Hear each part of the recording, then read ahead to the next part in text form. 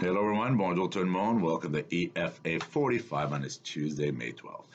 Today I want to talk about the unbalance of respect towards employers and employees, good employees. Okay, the unbalance of respect.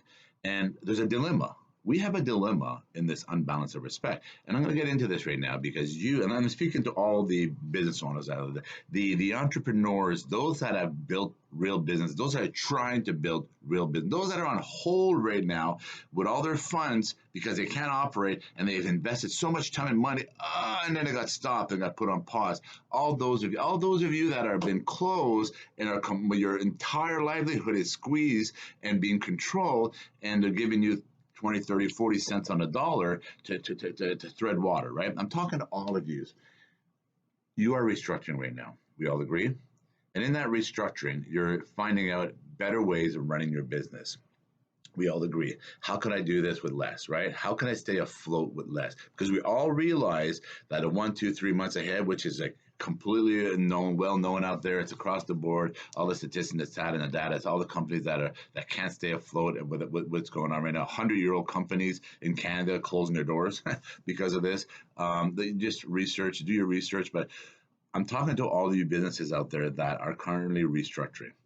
Bigger is not better. We all know that. Right? There's casinos here in the area. There's a very small casino. There's a very big casino with the bells and whistles, etc. And there was a report that came out a few years ago that small casino netted net more money than this monstrous bells and whistles casino. Yeah, they had a lot of bells and whistles and the flash and the this and the that, etc. But at the end of the day, this small little casino, right, netted more money. So this is where I'm talking to all you companies out there, all you leaders. When you're restructuring and raise your edge, how do you get them to downsize? If you downsize. If you downsize and you become more lean, keep your best. Remember your biggest headaches. You know what your biggest headaches is. So keep your best, because there's going to be some needs out there for jobs. So keep your best employees. Keep your best, those that respect your company, those that understand that you are working for them also. You provide them jobs, you provide them livelihood, you provide for their family. Just like you that wants a good life for a good community to raise your children in and to prosper in, and et cetera, you're providing them the same. And in turn, good employees understand that good companies grow with good employees. And it goes back and forth. Like, good employers always take care of the good employees. Good companies always take care of their good employees. And that integrity, that fiber, that fabric, that strength, that's what you're going to rebuild. And you're going to rebuild it without all the bells and whistles, but without needing all those hands in your pocket. Because the more staff you have, the more staff you need to manage the more staff you have. The more bigger you have, the more staff you need for the government to manage all the bigger you got. And those companies, I've talked about this before, the big companies, and I've talked to individuals before that downsize, and those that have downsized to a smaller company, their numbers are better. Their numbers are better, and guess what? They have a better family life. They have a better marriage. They live better in a community. They tend to do a lot more for themselves. So what they've realized, by downsizing, getting more efficient, keeping your best employees, keeping those that really want to prosper the company with you, and et cetera, and understand that they leave at 5, you're still working at 6, 7, 8 at night, you're still working on weekends, you're still doing all your stuff. They understand that, and they respect that, and they respect the time you put behind your company, hence why you're the company owner, right? And those that understand that, those are the ones you keep, right? And then you get really razor edge, so that you don't have to have all that extra overhead without it. It's for nothing. It's literally for nothing, because you don't make that money. You're 1, 2, 3, 4 months ahead only. Imagine being a year ahead, 2 years ahead, pension, benefits yourself, right? Not just your little tax break, mutual funds, et cetera, et cetera. Imagine having more ahead, because not just a salary. You are entitled also to have more than just a salary.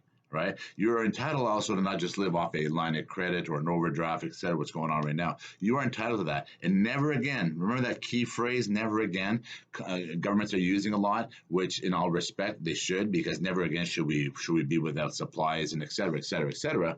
I have sanitizer behind me here that, like people are looking for sanitizer, say, because they have to. You have sanitizer or soap and water and et cetera, et cetera. You have to have it, but you can't find it, right? Or you can find it, but it's really expensive because a lot of the ingredients came from ta-da. So when I look at all you companies out there that are restructuring right now, if you want to downsize, you're going to, right? By you downsizing, by you downsizing, by all of us downsizing, by all of us getting razor edge efficient, by all of us getting a bit more profitable with less overhead, right? They downsize. That's where the money comes from, right? That going up, that going up. If you want to downsize your government, if you want to restructure like they did back in the 1945, 1950s, and they want to restructure so that it works, so that we live in a democratic society, that we don't live in a control society that control 100% of you, like a lot of these societies on earth. If you want your nations to be prosperous, by you downsizing, by you becoming more efficient, by you becoming more razor edge with your dollars and cents, by your accounting and your accountability and your bookkeeping, and not requiring staff that you don't think you thought you need, or not. There's all these things that you're doing right now. By you downsizing, we are downsizing the above. We're going to force them to downsize. That's what it comes down to. You force them to downsize because you want a life also. You want a life for you and your children, etc. But you want your business never again to be shut down just like that. You want never again. You want to have, shut me down for a year if you want, right? Shut me down for. That's what you want. That's what we all need, right? If you just shut us down just like that, I want to be able to shut me down, then shut me down for a year, shut me down for 2 years, right? We should have that flexibility also. And that's what I'm talking about. This is what I'm talking about to every business soul out there. If you take this moment to restructure what you've been doing, to become so razor edge and so efficient so that the profitability is more in your pockets, in your family's pockets, in your employees' pockets, etc., and those that are like loyal and tight and understand that what you go through, if you can restructure that way, you will restructure the government.